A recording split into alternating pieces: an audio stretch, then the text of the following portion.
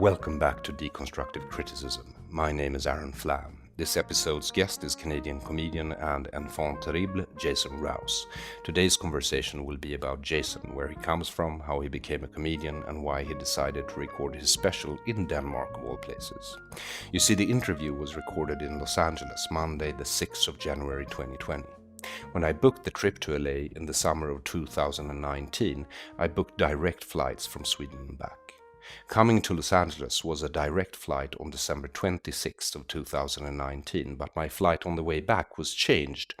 The reason for this is that during fall, Stockholm lost the direct line to Los Angeles, and that line now goes from Copenhagen, Denmark, rather than Stockholm, LA. And so on my return from America, I had the privilege of flying on the premiere flight, inaugurating the new line. Earlier, Sweden had lost the Fashion Week to Copenhagen, and this episode's guest, Jason Rouse, chose to record his comedy special in Copenhagen rather than Stockholm, despite having lived in Sweden for years previously in his life. It was when he lived in Stockholm that I and Jason got to know each other. I don't want to make too much of Sweden losing out on a direct flight between LA and Stockholm, since I don't fly to LA on a regular basis, but taken together with a lot of other small things, it seemed to be a sign of the times. Sweden, once the cultural superpower of Scandinavia, has been losing out for years, and it also seems that we are losing to Denmark in film, TV, comedy, and now flights. I wanted to interview Jason for two reasons. The first reason is that I have always loved Jason's comedy and I wanted to know more about him, but unfortunately, Jason suffers from a condition that makes it nigh on impossible for him to be serious for more than a few seconds at a time. And the second is that I wanted to know his reason for recording his comedy special in Copenhagen, Denmark, rather than Stockholm, Sweden, where he had a base for so many years and know quite a few people. Jason Rouse is the Jester from hell, where I suppose is where he also buys his clothes. He describes himself as a renegade touring stand-up comedian, taking the mainstream comedy world and turning it upside down. Over the last decade, this comedy outsider has been sharpening his teeth in clubs and festivals all over the world. Rouse has made it his mission to forge a new road and write a new chapter in stand-up comedy. Middle-of-the-road mainstream comedy is left for dead. Instead, this Jester from hell has been unleashed onto the international stages with all of the power of a derailed comedy freight train. It is quite an apt description, and I could not have done a better job writing my own description of him. Getting people to laugh is a hard job, and Jason Rouse has never made it easier for himself by looking the way he does and joking about the things you're no longer supposed to joke about. He does not compromise with his comedy. But before we delve into the dark pits of Jason Rouse's life and mind, I want to thank you who supports Deconstructive Criticism on Patreon, via PayPal, Bitcoin, or Swish 0768 943737. 0768 943737. If you haven't done it yet, please pause this podcast and donate now. If you want something more material for your support, other than the warm fuzzy feeling you get from giving me monetary support, I suggest you surf on to aronflam.com, where I sell wonderful t-shirts with uplifting messages like Crush Socialism, albeit in Swedish, or this podcast's motto, Your feeling are hurting my thoughts. If you read Swedish, I also suggest you order a copy of the book This is a Swedish Tiger. So far you can only get it in Swedish, but the translation into English will be done in the coming weeks, and I am searching the heavens and earth for a publisher in England, the US, Germany, Denmark, Norway, and the Netherlands. Something I'm pretty sure I'll be able to find, considering what a bestseller the book has become in Sweden. The second edition is now sold out, and if you're looking to buy a copy of the third edition in Swedish, I suggest you place your order now, since they are selling like hotcakes. Thank you again for supporting my work. 2 more interviews in English from LA will be released in the coming weeks. Next up is Thaddeus Russell, but now Jason Rouse. Enjoy. Welcome to Deconstructive Criticism, Jason Rouse. Is this an actual show title or an episode? No, this is... And why are you salivating as you look across? You've been waiting for this for a long time. This is an actual... that's the name of the podcast. Is it? Yes. This is what I asked Deconstructive you. Criticism. So I should assume that you're, with your little notebook, you got a whole... I'm having like... I have a small notebook and I have a large notebook. All right. Large notebook is the notebook full of questions for you, Jason. This scenario from my perspective, at a glance, and yet I trust you with my life, oddly enough. Well, you have very poor judgment. Nah, I think when it really came down to hard decisions, I know you wouldn't tell on me, Aaron. No, I wouldn't. I'd never tell on you. You're not a tattletailer. When people ask me, does he have hair under that cap? I say, yeah, sure he does. A full head of hair. I haven't had hair under that hat since I was 7. That is true, but and I grew up in a chemical wasteland. See, I'm panicking. Yeah, I know you are, because you're about to be serious for a few minutes. It's like 50 minutes, maybe. All right. Can you stay serious for 50 minutes? You don't have to. I mean, but we're going to try. Instinctually, I'm an entertainer. Yeah, I know that, and I know that because I know you, Jason, and I've tried to tape you 4 times previously. Yes, it has never been aired. And I'm hoping that this will be the one that we can actually air. I'll settle. So I know you, but my audience does not know you. So I'll ask you the same question that I ask every guest I have on Deconstructive Criticism. It is a very broad question, and you're free to interpret it any way, shape, or form you like. So the question is simply this, Jason.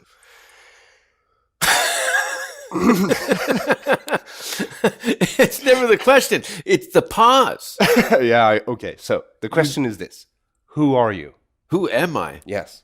You know, whatever they say I am. No, don't do that. Okay, so let's do this. Where do you come from? Good start. Because I think that's very poignant in the question you asked me earlier was, who am I? Now, I think I would definitely say a lot of the things in environment in the city that I grew up at that time shaped me into a person that has brought me to this magical place, literally. Okay, so just to be specific, what city was that? There you go. Hamilton, Ontario, Canada. It's about I'm having to slide in my Canadianisms. It's in Canada, about an hour outside of Toronto. Worlds apart, especially from 71 to 93. I was born, I actually just celebrated a birthday a week ago. Yes, I know. You turned 48. Is that true? That's true. December. Or are you like subtracting 40 years? No. Because December 31st, 1971 brings us to 48. Yes, it does. Yeah. So was Hamilton a working class city at that time? Very much. Steel town, like fucking Fury Road. It was like Fury Road meets, my school. When I saw the TV show Orange is the New Black, Orange is the New Black, I was like, that's what my high school was. Without the jumpsuits. You went to high school in a girls' prison. A girls' prison. Kind of, in a way. Because it was high school kids.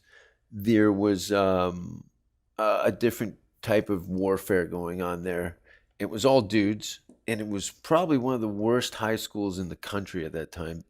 Not to mention, I think somebody sent me a picture of it bulldozed. They just grassed it. It'd been closed for a number of years. And, but between a city of like, dude, I was like Kevin Bacon and Footloose. Like it was fucked. Like, my whole academic career was spent in a lot of situations like this with somebody sitting across the table trying to dissect me in some sort of psychological title. Well, you're very hard to pin down, as you should be, since you're kind of a trickster. I'm not a trickster. I just don't want to be pinned down. I don't want to be in a situation where I'm... the more people make ideas about me, the more I reject them. And what has that done to you? Rejection? Well, clarity. Considering that I'm sitting in front of a very thin, good-looking, healthy-looking man in his late 40s. Thank you for pandering to my ego. Yeah, who I feel pretty good. On him, he's dressed completely in black, hung with pentagrams, Satanism symbols. You have a thick necklace of silver skulls around your neck. But all this stuff at a glance looks very demonic, sinister, even, what? A lot of this stuff has very symbolic, like this necklace, for instance. When I'd first come to Los Angeles, 2001, The National Film Board of Canada was following me around for a year and a half and did a documentary on myself and 4 or 5 other comics. And I remember being just in the awe of the idea being in Hollywood. Not to mention, a very well-known comedy manager was had me in mind for this, and I was doing showcases and what have you. And like I said, Hamilton was such a post-apocalyptic environment. And when I saw this necklace in a jewelry store, I remember it was during Passover because these old broads gave me a cut. They goes, give me a Passover special. I'm like, perfect. I'll take the Passover special. So, all right. I remember there were 2 sisters and they were fucking hilarious in this jewelry store. I'll go in there. I bet you these old broads still fucking work there. And I was already 90% sold on the item. It's a silver chain with some skulls on it. I've had it on since my first trip to LA in 2001.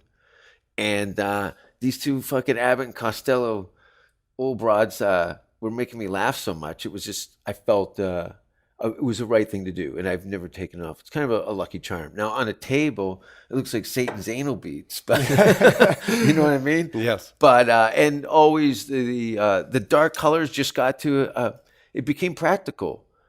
You know, as a traveler, I didn't want to have to mishmash. I wanted to look, you know, polished and professional on stage. And I didn't want to have a costume changes of fucking colors and bullshit. So it started to come back to my skateboard Metallica obsessions of the 80s, you know.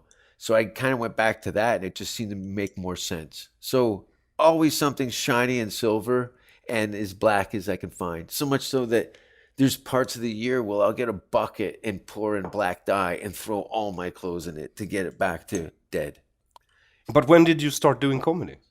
It's actually June of this year will be 25 years. So how old were you when you started? I was 25. That's pretty old, isn't it? I was 27, so I'm not. I don't It's not think like I'm throwing stones in glass houses. Perfect timing. It really, I was lucky to get it at 25, because I think when I left Hamilton, when I fled my hometown, I don't know if you can see my nose, but it's been crushed a couple of times, broken hands, stabbed, stitches, beer bottles. You know, my body in my 20s was like of a longshoreman who'd just been in bar fights most of his life.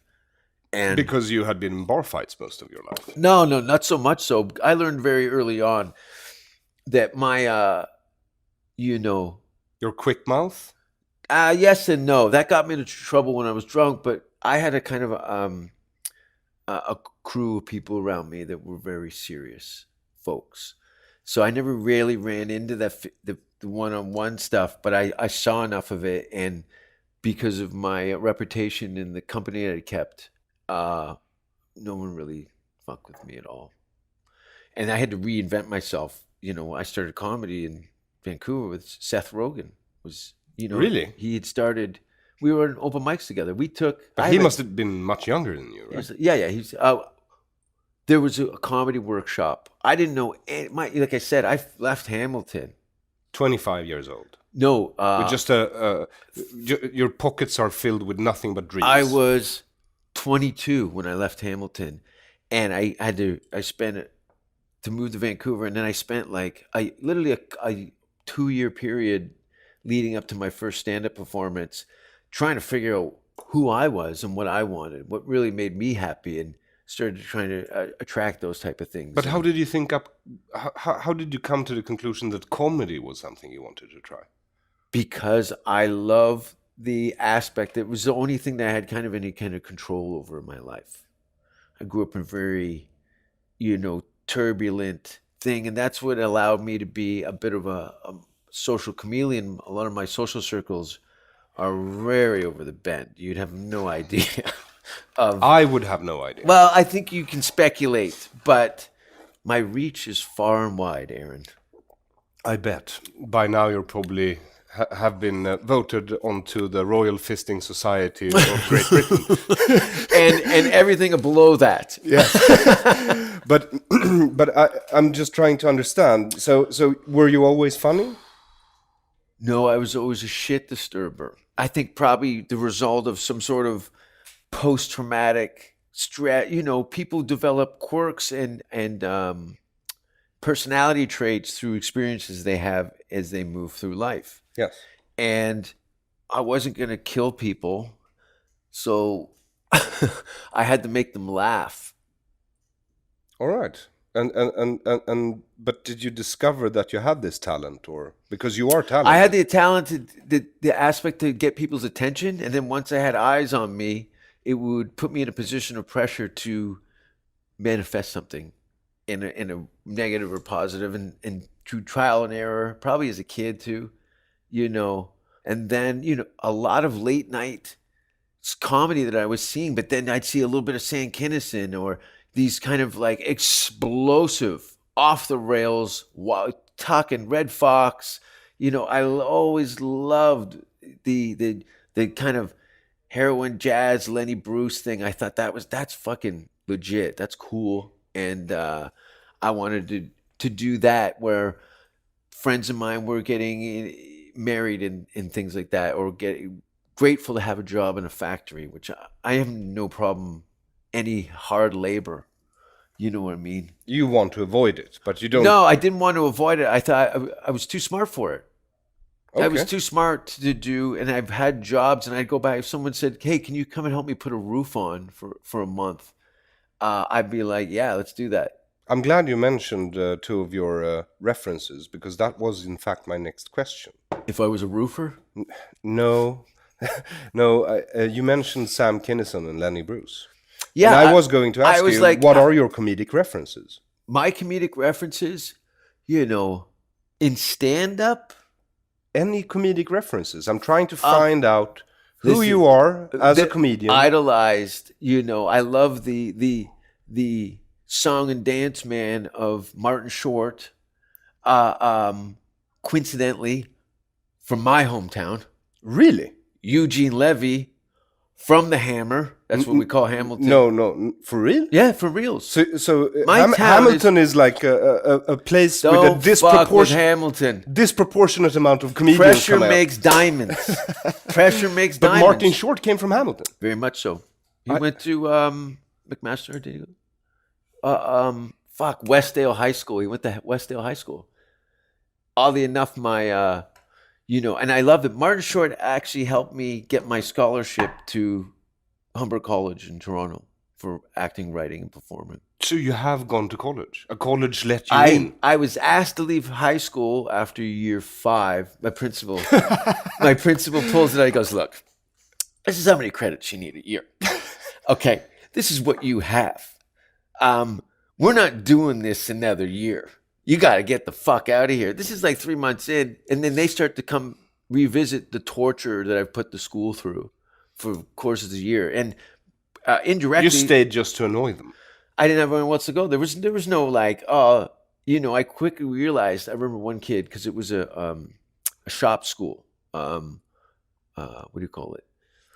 Where you learn to do trade school. Yeah, we things with your hands. Coconut College, Dum Dum School, all this stuff. There was 2 male school and 1 female school. The female, all the chicks were 6 months pregnant in high school. There was like a baby care center in this high school. It was fucked. And there was our school, and then there was another school, Albion. So it was Parkview and Albion. I don't know what Albion is now, but it was awful. It was awful. Anyway, what was the... The question was, what are your comedic references? Martin Short. No, but that is incredible, because I would say, yeah, you're very much not like each other at all. Not at all, but that's fine, though. I appreciate things that I'm not. You know what I mean? If I can But see Sam Kinison. Sam Kinison is, I was raised by Who was a that preacher. for someone who doesn't know? Sam Kinison was like, he's up there, he's up there. He's in With Bill Hicks and... Yeah, totally. And just for he was a real deal wild man. And unfortunately, he died after he'd gotten sober. And after he got sober? Yeah. I thought coke killed him. No, it was a car accident. Oh, really? Yeah. So I still mark his birthday down in my calendar notifications to see some true rebels in You know, it's like So who was Sam Kinison? If you're to describe him to someone who's never seen or heard of him. explosive. He yelled a lot. He did. And you know, on paper, as you would see a Stephen Wright or an Emo Phillips, Sam was very much the yin to that yang. Where even some of the, you know, there's very few iconic bits on his thing, but what he did was very poignant, as is Dice. You know what I mean? I was lucky enough to have Andrew Dice Clay introduce me on his special for Showtime. I got to do probably my best performance to date on someone else's show, and was definitely the last time I do any guest appearances on anyone else's shows. I've been lucky enough to do things on HBO and as part of an X-rated TV horseshit package. So to have Andrew Dice Clay introduce me and then rock that room, so much so where they had to recut the show. If you see the special in its entirety, Dice comes out and there's two mics on. The guys following me were a double act, and they had to recut the show. So there's continuities askew there, but my set was so strong and bold. And, you know, I was from another trajectory. People were totally, you know, I've seen you. I love you. That's why I you. have you on the show. Sure. Because you're one of the few living comedians I know that I consider you one of the best, at least crowd workers I've ever seen in my entire life. I appreciate that. And that's from growing up in a hostile environment to develop that skill set to be able to deal with, you know, serious people that are not really set. They're not wired to laugh. You know what I mean? Yeah, it's shameful to them. It means they lose vulnerability. Control. Yeah. Totally. And so I had to create a scenario that was so horrific that they couldn't ignore it. And it was even worse than anything they'd wanted to do to me. I'm like, you want to see? I'll show you. Daddy's got a whole bag of rattlesnakes and baby heads in here. I'll shake it all out. Yeah, that's why I get a little fucky when young comics are, yeah, I do comedy like you. And I go, no one does comedy like me. No one does. I've looked.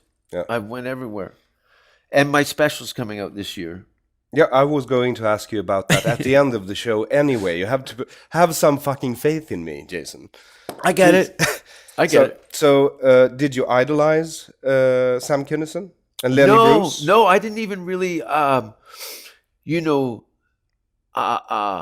Red Fox and these like, I just remember parts of my family that had like, and just people in general would have records that you're not supposed to play. That's where the bad records are. And we're like, what the fuck are the bad records? I want the bad records, you know.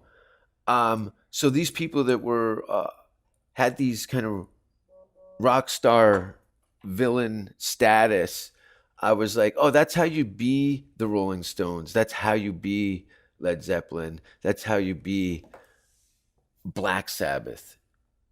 So you started imitating. And no, in the very beginning, Jim Carrey was probably the most influential comedic person. Also a Canadian. He is from 20 minutes from where I grew up. He's from Aldershot. They say Toronto, but he spent a lot of time working in a factory when he's 15 in Aldershot. Shitty factory. A lot of American comedians are Canadian.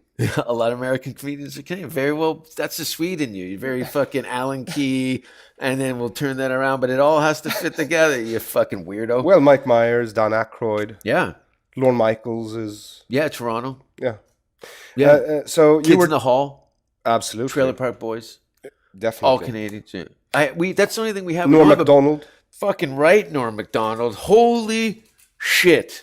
Come on, I can already see the blood came back in your face. Yes. Who doesn't? Absolutely love Norm Macdonald. Holy shit. His special, me doing stand-up from 2011, I think is probably one of the best specials ever made. Okay.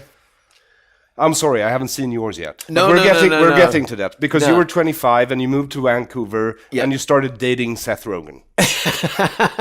Here's our son. It's Baby Yoda. Are you happy, you fucking nerds? We are. Trust me, we are. On behalf of all nerds, we are very happy. I moved to Vancouver when I was 22, and I started comedy when I was 20, June 26, 96. I can't tell you what date you started comedy in what year. I barely remember my own life. All right. So you moved to Vancouver to get out of your social circle, and then you start doing comedy. Changed my environment. Started doing comedy. I didn't know what was what. I'd seen some in Canada. There was A&E at the Improv equivalent, which was comedy at Club 54, which was like Burlington. That was the next town over from me, and I kind of grew up on this show. It'd be on late at night on the kind of just in the province of Ontario. It was very East Coast centric late night comedy show, and Ben would go up and host it, and there'd be some Canadian acts and some American acts. And I didn't know there was Canadian comedy. Like to see, this guy's a regular, blah, blah, blah. He's originally from Calgary, Alberta. And he come out and this guy with a Canadian accent would start doing comedy based on Canadian sensibilities. And Montreal Just for Laughs Festival. But what I'd seen, a lot of it was corny and kind of, come on, and I get it. It was bland. But I didn't know that there was these kind of rules. Like there was the Sam Kinison records, and then there was like the late night TV sets that you might see on Carson. But outside of the late night talk show, some of them be a little more edgier. You might hear fuck there or sexual reference and stuff. And then these records like Red Fox and Lenny and so on, Richard Pryor and Eddie Murphy. You know, Eddie Murphy, I love that, you know. He's getting back into comedy now. Please, Eddie, save us from ourselves. You think he will? Chappelle's been carrying a hard weight, and he needs some elbow room. But is Seth Rogen Canadian, by the way? Vancouver. No, for real? Yeah, man. Okay. So you started doing comedy. You were in some sort of competition with him? No, it was a workshop, and I'd procrastinated, and I really put myself in a position of humiliation because I told people I was doing comedy already to give myself some sort of social exile if I'd known as a liar, and I went down to the club that I heard. It was the Punchlines in Gastown, and I went and it closed. I was like, no. Oh no. I'm fucked. I've come out here. I've told everybody I'm doing comedy, and I guess it's over. You know, I'm going to really just stick to my job at the so-and-so. I really don't know. And then I looked into the Yuck Yucks comedy chain, and then when I searched the comedy club, they had all their comedy clubs. All of their comedy clubs except 3 were in the province that I grew up in. So Ottawa, Toronto, Windsor, Mississauga, London, blah, blah, blah, blah, blah, all these clubs. I'm like, oh, dude, there's only like an hour from each other at the most. From Toronto, from Hamilton down to But London. now you're in Vancouver, right? Now I'm in Vancouver. On the other side of the country. Other side of the country. I don't know what the fuck I'm doing. I've got a one-way ticket and a fistful of cash with my crazy friend who's since become an actor and finally pulled that together because there's a lot of procrastination on both parties because we came from a working class environment and there was none of that. You know, I hid the idea of it from my family for like 2 or 3 years until I started to get on television, won some awards and shit. You can't really see on TV. They're like, what's that? Mom, no, that's not me, Mom. It's just some guy who really looks like me, has the same name, and says fuck a lot. That's not me. That guy's smiling. So, again, you're going to have to reboot these questions back to me, or I just... No, you're in Vancouver. You're 25. The place that you wanted to do stand-up has closed down. And I'm horrified. Yes, because you've lied to all your friends and said you're in comedy. I said I've been doing it, and I'd have something coming up. Now I really don't know. This is like, this is 95. And there's no real smartphones then, or no, none of that shit, right? Yeah. Nothing. There was no. I never do practically no internet. Yeah, and then we made our own horseshoes. So I found out there was a number or something. I called there, and they said no, the club had a business, but there's some other comedy clubs. I went back to the original source because somebody had told me, or I saw a sign about a workshop at this other club, and then ended up going to the Yuck Yucks in Vancouver, which was at the old Olympic Expo 86 grounds, and there was a nightclub. I'll never forget this too, the Yuck Yucks Comedy Club. So I found out the guy had moved the workshop to the Yuck Yucks. He said, "Oh, this new guy's doing it, and he's doing it over here at this other club called Yuck Yucks." So I went in, did this thing. There was a half a dozen of us, and I remember meeting Seth, and I have a videotape of the showcase with Seth. And anyway, he went off and made movies, I think. I don't know. And yeah, and then I did my first gig, and just really had a kind of epiphany. I go, okay, this is the shit I want to shovel for a change. I never liked the boss. I never liked authority. I never liked getting up early. Yet I only sleep for maybe 6 to 7 hours a night, because I know that there's other time I have to, I've been my own manager and agent for 15 years now, since I left Europe. And so there's a lot of hours a day. As beautiful as this is, like, people should honestly, like, the view from this, we're literally in a spaceship over a giant wedding cake. It is delicious. I will explain it in the introduction. Yeah, it's stellar. But this is every place. You literally live, like, I live just over there. Yeah, I know. It's fucking retarded. I live next to a park that looks like Jurassic Park. And yet it took Ming like 8 minutes to get you up here. Ming was doing his best. He was he was doing damage control in the car, and I respected him for that. How are you? It's a little busy out here. I can see how he's got that 5-star rating. And his accent was terrible. It's everything that you thought stereotypically could be. But, A for effort, Ming. So you do a workshop, you showcase, you start off, and then you become, because you're still a AAA rated comedian in Canada. Well, that's the thing. There was a rating system, Well, I go back to Hamilton and live on my mother's couch for like a year, so I could have the flexibility of eating up 10 shows. I was doing like 30 shows plus a month. I tell comics, what advice can me? I go, do comedy 3 nights a week for a year and a half, and then ask me another question, because I can't tell you anything between then. You don't know if you're fucking facing the stage the right way. I can't help you tune your shitty guitar. You know what I mean? I don't even know if you have a guitar. Right? Yes. Yeah, it's true, right? So yes. I was speaking metaphorically, but that's definitely an issue. I remember a comic telling Ron Vaudreuil saying that he goes, "Why don't you get another guitar and you could use those both as crutches?" The kid went up, did Adam Sandler songs, destroyed this college pub. Oh, really? Yeah, destroyed it. Girls wanted to fuck him, guys wanted to be him, and then an old road dog from Canada goes, "Get another guitar." You fucking hack. And then all the kids like, "Fuck you, mister." Like, fuck you. Yeah, anyway, I love that. Because I was 25, I hadn't started doing comedy. I was doing a foreign exchange student year in Canada at University of Western Ontario. That's right. And I went to a Yuck Yucks. I didn't even know what a Yuck Yucks was. Wait, year is this? This is 2002, Jason. 2002. This is and just this before I moved to Europe. White. So you saw it?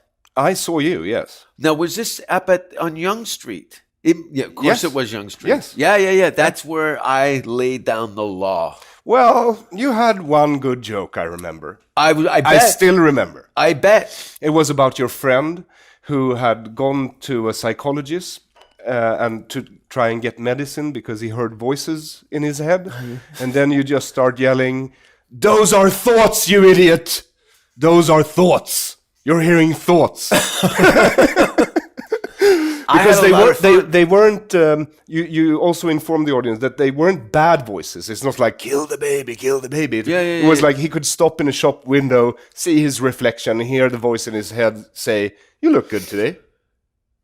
That was a good time. You saw me at a good time. I was probably a little schizophrenic at that time because I just I was in college. No, that was 2000. I was just lost. I think I was reveling in my complacentness of having no opportunities. I'd run out of things. And But you made it quite quickly in Canada, didn't you? I was the fastest headliner in the history of Canadian comedy. comedian comedy. A very short history. And I only say that because I can bookend that with I won like a Gemini Award, which would be considered like an American Emmy Award. I don't know why these Canadian-American comparisons, but it was the highest. The only person that had won that award before me was Jeremy Hotz. And Jeremy Hotz was the Is first. he also Canadian? Yeah, yeah, Ottawa. No, in Sweden, no one would know him, but I actually managed to download his special when internet was new. Yeah, and I Jeremy's liked great. him a lot. He's the king of Montreal, of like galas and a legend, and helped me get my immigration lawyer. Around 2002, I saw him in Bally's Fitness at the Eaton Center in Toronto, and I was just like, people were taking pictures of me on public transit and like asking me for autographs and shit, and I'm broke, and I just won this Gemini Award, and I'm like, even my mentor and friend Mark Breslin put his arm around me, like I won this huge award for my television special, and Mark put his arm around me. He goes, if this was the States, you'd have 4 agents, 2 managers, and a whole bunch of development deals, people trying to, and I became. But it was Canada, so it was Canada. You just got the award. Just got the award. And then they sent you on your way. Yeah, it's like, you're good, go sit on the bench. And I'd had Lorne Michaels' attention from being nominated for this Phil Hartman Memorial thing. And but when I started to see this Saturday Night Live camp and various agencies poking around me at that level of Canada, yet I couldn't go to the States because I had an ex-girlfriend call U.S. Customs on me, and that's why I moved to London, found out my ancestry, grandfather English, grandmother Irish. My grandfather's birth of Grimsby, England, just outside of Manchester, from what I remember. So then you moved to England for like 10 years. I moved to England for 6 years, just about 6 years. So that gave me the immigration lawyer. Shout out to Ralph Aaron Price. He's done a lot of Canadian comics.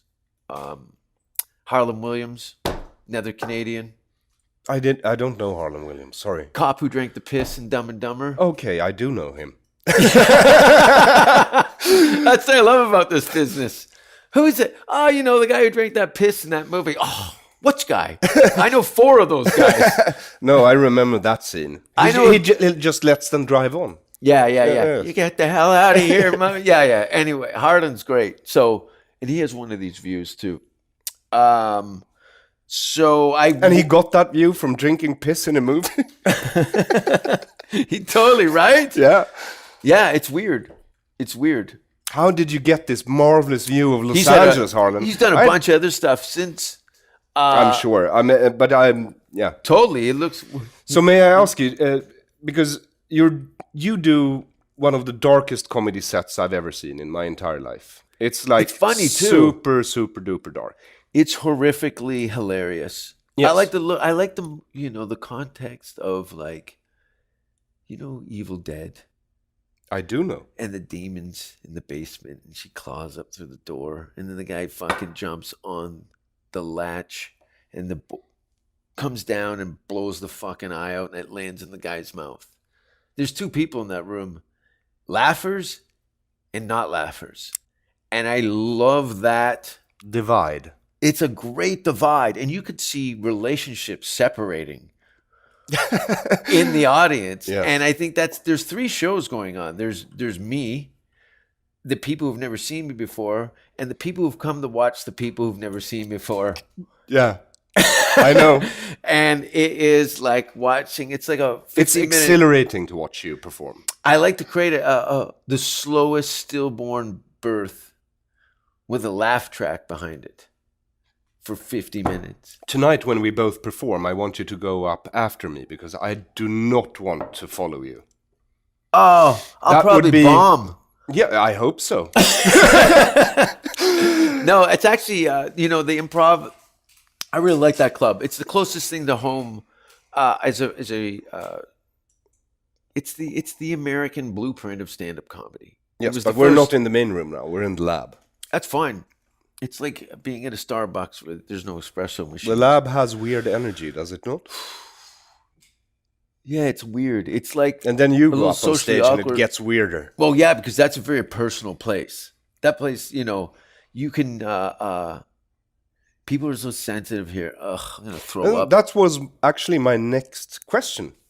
Because you do the darkest comedy I've almost ever seen. I mean, there are a few of I us. always show up where they don't want me. Yes, but have you noticed in the last 10 years or so that PC culture is getting worse or better? I think it's folding over on itself now. I don't know if it's going to spin out. It is going to spin out, I It can has tell to you. spin out, but that's where nature and chaos come into play because fucking a tsunami there, a fucking fire there. People start to get their shit lined up very quickly. A genocide over here, as it starts to move closer to the eye of the pyramid, people are going to start burning down these castles, and people really like their homes around here. But if it goes Mad Max, and then fucking aliens show up, I don't know. Well, that was coherent. I'll have a translator. What Jason's trying to... Jason is probably just staring off into the future, which can in see his the case future. is always apocalypse tinted. Now, what I was going to... So let's try and focus. This is a goddamn trial. Let's try and focus again. So, in your opinion, what is comedy? I'm comedy. Yes, but I started out by asking, who are you? What are you? And now and you didn't want to explain that, and now I'm asking you what comedy is in your opinion, and you say you are comedy. I accept that. I believe you might be. Yeah, I'm in it You are. all the time. I know.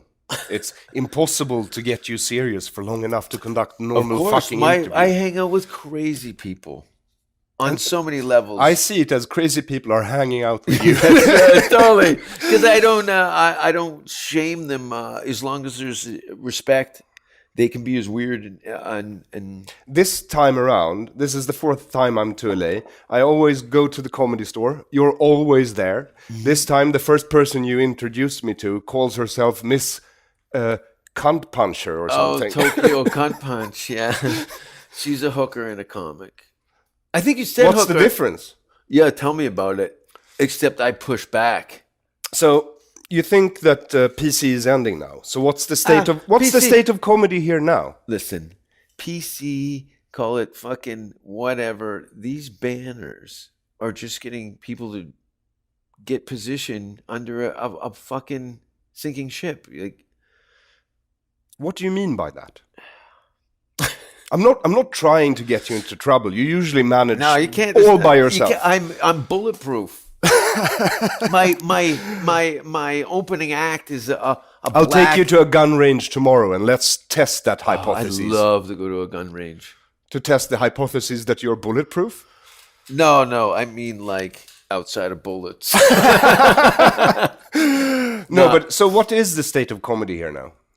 State is whatever people want to perceive it. I don't really use their compasses and tuning forks. I have my own shit. No, I know you have, but you have to have some analysis of what's going on, don't you? I mean, when you go up, how many anti-Trump jokes do you do? I don't even discuss it. No, of course not. I don't even. You're talking about fisting. I never. So who has time for Trump? I never talked about Canadian politics. There was no. That was those political. Listen, I deal with it on a one-to-one basis personally. A lot of these people that have spoken about morality and in comedy, and they're really looking at they're policing the wrong thing. Why?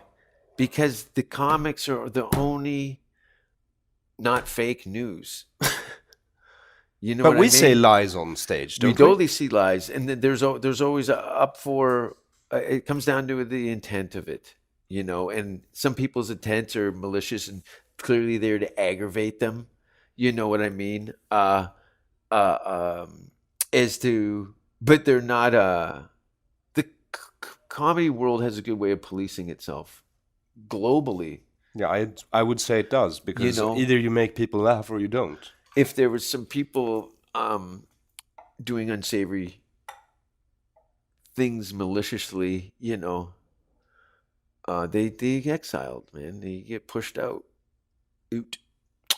So that climate is always changing, though. But that's like a thermostat that I can observe and adjust accordingly. But I don't see it, though. I don't see these lines that everyone's drawn. I've never acknowledged them. They were never part of what I wanted to do. Nor should you. If you are comedy, you're supposed to jump lines. Totally. And those lines, because I don't acknowledge them, that the intent is always genuine. So I have no concerns about what the other people are doing. Aron's interviewing a vampire right now. So the cameraman just came into the podcast. Yeah. And when a camera is pointed at Jason, he starts performing. It's instinctually. But Yes. we are... but I answered your question. Did you? Do you remember what the question was? Yeah, what do I think of the climate of stand-up comedy? And it varies, So from city to city. Everyone has their kind of, superstitions and politics and ideas. But I've gone out of my way to be so globalized on my own steam, so that I had more of a broader sense of really what was going on everywhere. And from dealing with my friends that are local comedians, they're very in tune. Like, I asked you about what's going on in Sweden right now and how fucked it is. And I'll go to you tenfold before I go to any respectable media source and get a more realistic view on what's what. Sweden is on fire right now. Yeah, I know. And that's what really surprised me, because it was like kind of a second home for me for a long time. And I still consider it is. But, my opening act had a hard time getting into the city. I had to cancel a gig in Malmo. Why? Because me coming back into Sweden to do the Malmo gig, because my opening act had been questionable for whatever reason, that they gave him a real hard time and weren't going to let him in the country. Well, my name had been brought up, and I didn't want to risk the gig that I had at a music festival to go and do some gig in Malmo, so I had to cancel. All right. Unfortunately, and I think I've canceled gigs maybe fucking 3 or 4 times in over 2 decades. Yeah. So, but do you think they bothered me. pushed you into canceling the gig? No, I didn't want to risk the fact that I couldn't show up for the big music festival in Denmark the following day. So I had to go into Sweden and then come back, do it. And I didn't want to risk this big gig that they had been paid for. They'd taken good care of me. And as much as I have no career moves of doing. So how come? Because you lived in Sweden, but you did your special in Denmark. I did my special in Denmark. Why? Why Denmark? Why not Sweden? Oh, fuck. Tell me. That'd be like, that's almost worst case scenario. Yes. Do you understand how hard my job is, Jason? I get it. That's why I'm giving you the time of the day. I get it. It's everyone's got some big lifting to do before our demise. I can see it coming, this tsunami of horseshit. My head hurts. What did you say earlier? No, I said you chose, even though you lived in Sweden for many years, you chose to record your comedy special, your first full-length comedy special. No. No, your first foreign comedy special. Yes. Or your first Danish comedy special in Denmark and not Sweden. Why? Because you lived in Sweden. I did. But you recorded in Denmark. I did. So why? Because Sweden sucks for comedy. Why? Because of what we were discussing earlier, this overcompensation at the expense of like feelings and vulnerability. I get it, You think it's that, or the fact that we just don't have freedom of speech and can't say whatever we want? Look, if I start talking on a subway in Slusen or something on a Sunday, people will turn around because they hear a voice, opposed to, it's just culturally, it's not, it's too easy it's too busy. Look at white girls in their 20s hate me. Why?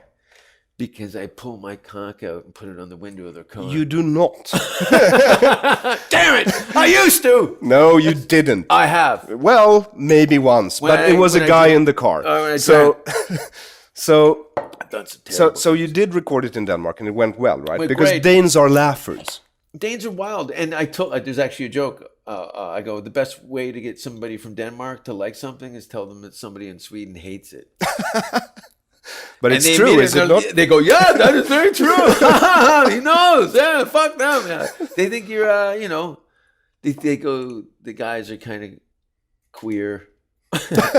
And, they're a bit stiff. They're totally stiff. Look at your furniture. But the Danes have very stylish, clean, designed furniture as well. So. Look at Iceland is a spice. I'm slipping into various dialogues here. And I smell burnt toast. I think that's from a stroke, isn't it? A stroke or a brain tumor. Look at Finland. Finland is great, isn't it? But they're not Scandinavians. Yeah, but you're like a wizard to those people. What do you mean? I love you Finland. Like them. Oh, I love them. Hey, Finland's got this is part of the reason we're talking about Swedish comedy. Finland has 4 comedy festivals. Yes, even though it's a much smaller. Sweden has none. Yes. Denmark has a good one. Yeah. Probably will be more. And you've been to Norway, right?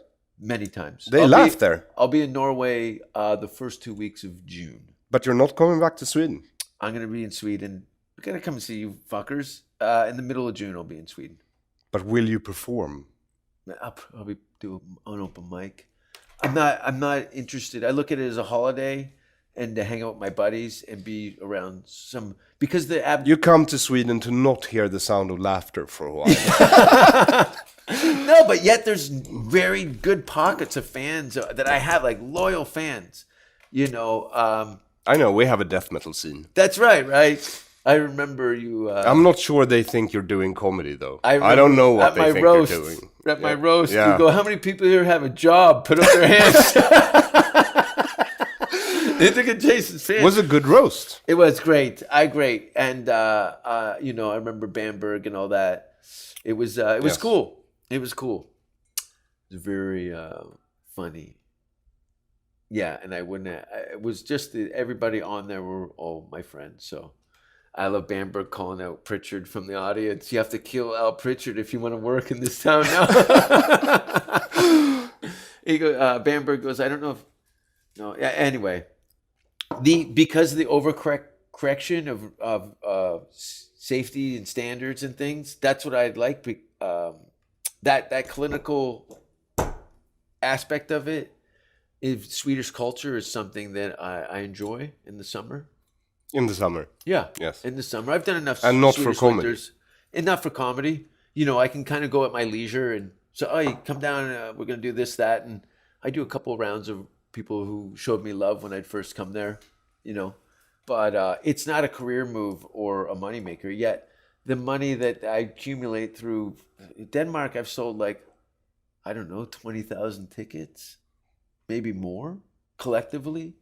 I had the first tour we did there, we sold second to Jerry Seinfeld for international stand-up comics.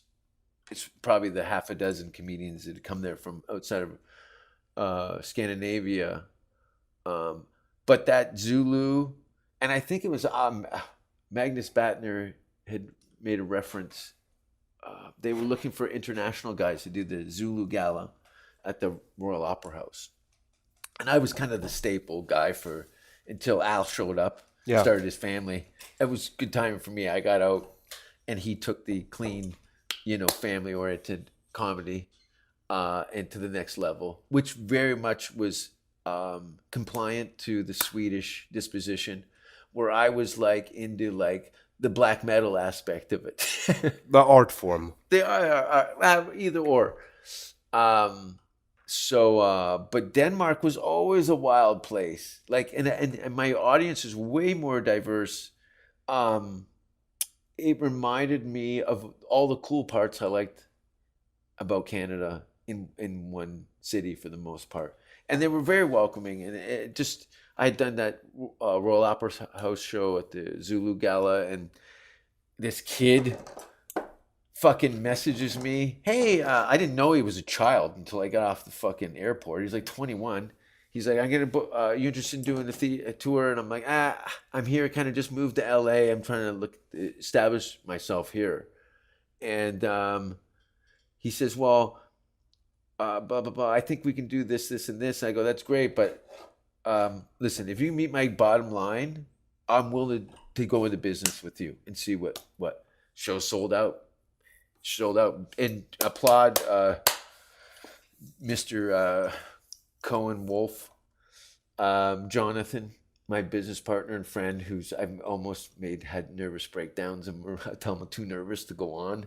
He spent like weeks promoting, setting up interviews and flyers, taking very well care of me, and without his hard work, we wouldn't have done all those great things. And So what's the name of the special? I think I'm going with Svin. With what? SVIN, pig. Okay, pig. Why? Because I think the word pig in my mind is like have you ever seen a John Waters movie? Not sure. Do you know who John Waters is? Not sure. He did Pink Flamingos with Divine, with that transvestite who ate the dog shit off the ground. Pretty sure I haven't. It's kind of like you could probably articulate this a little better than me, but like somebody who just rolls around in their own shit. All right. Yes. So I've taken all of the things and ideas and made them in my own toilet, and I'm rolling around in it. You can look if you want. Oh, I will look at your No, I special. mean that generally to anybody. You can look in my toilet. I'm sure I could. You still send me a lot of poopy pictures. I have like 3 photos on my phone. Anybody who knows me, it's Boomer's asshole, Yep. The woman who has eaten poo. which there's been a long debate whether or not it's a woman. We don't even know what year it is. With the glasses, are those, does she play racquetball or some sort of... No one knows. No one knows.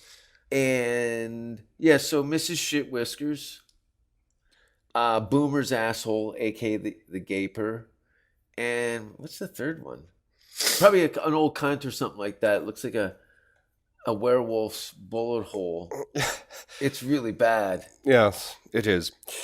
So, Swine. That's the name of your Yeah. comedy special. Pig. I thought about different names and ideas and stuff. I want to keep the simplicity of it. I love the single word aspect of it, and it looks cool on paper. I'm sure it does. And when does it come out? There's a lot of things that are in transition right now. It will be out this year. Okay. I'll tell you some things off camera I can't really discuss right now. Okay, There's a but it's series- going to be probably on the Children's Network. Children's Network, you would think. It's even better than that. Wait till we get to that anyway. All right. So, and you were in a movie now? I did a movie, yeah. I did a fucking movie. I did a horror movie where I played a serial killer who kidnaps an all-girl punk rock band, and I cut their fucking arms off and their leg. It's pretty brutal. It's like Saw meets Joan Jett and the Wild Hearts or whatever, you know. It's Put cool. another dime in the jukebox, baby. When I'd done my television special early 2000s, there was this young man who'd come to my shows, and he said he'd worked in various films and television. I just got a good vibe off this dude, and I said, I think we're gonna do a horror movie together. And then 15 years later, something like 15 years later, we're doing it. So I spent a month on set. I almost went crazy, man. It was one of the hardest things I've ever done. It was exhausting. It was like, it really helped me because the girls that were in the band, the actresses, they were legit. They were legit. And I learned a lot, I think, about me as an artist and about women that can do shit on another level and be fucking cool. I'd never really seen that because the comedians is at that level, you're dealing with a mishmash of like exceptional talent and mental illness. Yes. All spiraled into that. But these people are so crazy. They're super sharp. You know what I mean? Yeah. They totally got. So luckily, the actresses that I'd done scenes with the most really did some hands-on coaching with me. And I remember feeling a little lost after coming. Now I've done this movie. Now I'm headlining. It was the same week, month that I was getting ready to do my stand-up special. So it was the movie. Then I had to cram in 6 weeks of stand-up gigs and then go to Denmark. So I'm still dealing with the aftermath of being in a big factory for like weeks, chasing people around with fucking axes and sawing their arms and legs off. It was mental. What's the name of the movie? It's called Spare Parts. Good name. Yeah. Oh man. And then it's the last week before I go to Denmark to shoot my special. I got a couple warm-up gigs and then we shoot 2 shows on the night, middle of December or October. Yeah, December. In Denmark. And the police have come to my show the night before. There was a fist fight at the door. And I was on fire. Like I just come out of Crazy Town, and now I'm doing this serial killer style of stand-up comedy now because I'm still trying to shake off the old Andy Kaufman mojo shit, right? And yeah, so the special was good. The first taping was it had holes all over the place. I was still fucking bugged out because I had to do some last-minute adjustments. I had some financial investors back out and had to finance this whole thing myself, unplay director and so on and so forth. So it's killer, man. It's killer. It's the fucking hardest shit, man. Like, especially with the editing aspect when you get to play God with yourself. Yes. And I've pulled the string out and I've cut all the knots out of it. It's super tight now. It's super tight, and it's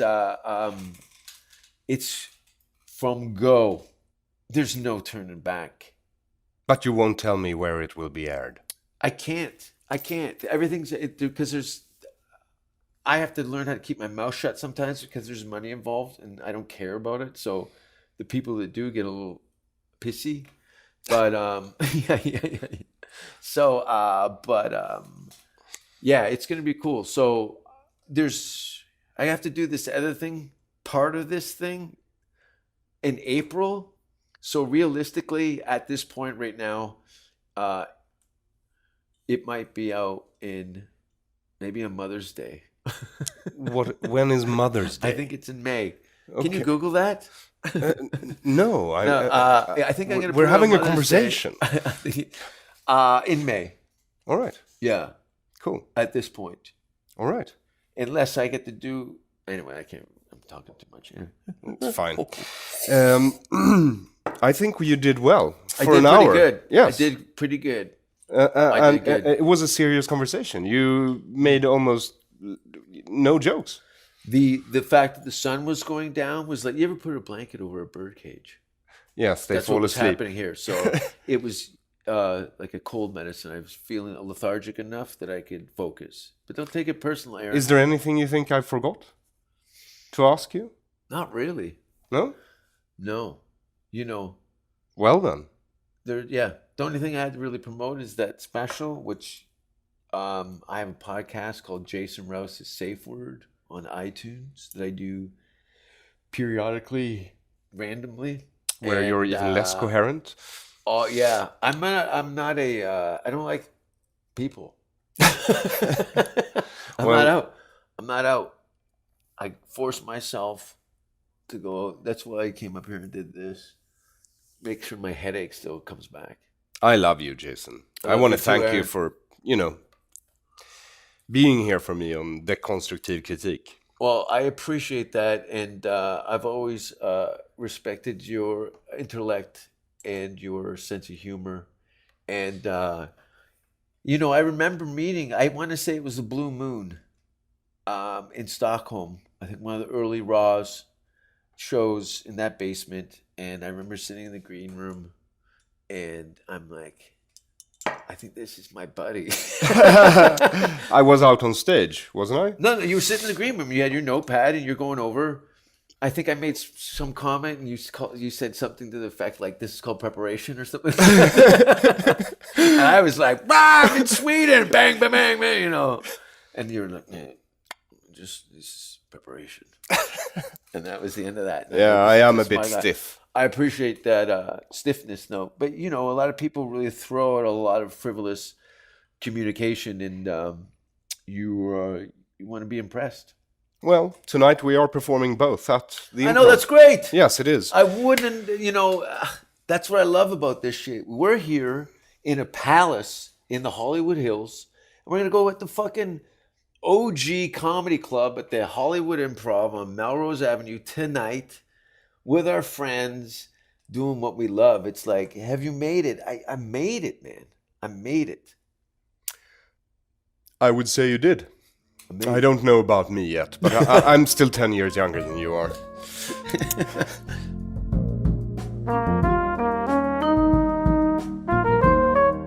Thank you for listening to Deconstructive Criticism with this episode's guest, Canadian comedian and enfant terrible Jason Rouse.